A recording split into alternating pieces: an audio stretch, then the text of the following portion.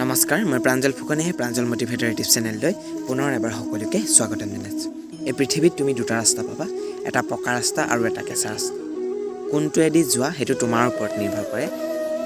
এই পৃথিৱীত বেছিভাগ লোকেই পকা ৰাস্তাইদি যায়, কাৰণ পকা ৰাস্তাত একো অসুবিধা পোৱা নাযায়, আৰু যদি কিবা অসুবিধা পায় তেন্তে সহায় কৰিবলৈ তাত মানুহ পায়।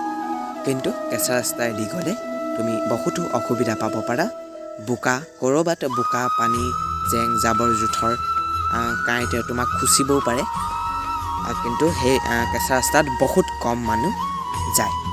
এই পৃথিৱীত যিসকল মানুহে কেঁচা ৰাস্তাইদি যায় সেই সকলোবোৰ দুখ পাৰ কৰি যায়, অৰ্থাৎ ক'ৰবাত পানী জেং জাবৰ জোঁথৰ সেই সকলোবোৰ দুখ পাৰ কৰি যায়, আৰু যেতিয়া লক্ষ্যস্থানবোৰ হয়গৈ তেৱে এই পৃথিৱীত সফল মানুহ হয়।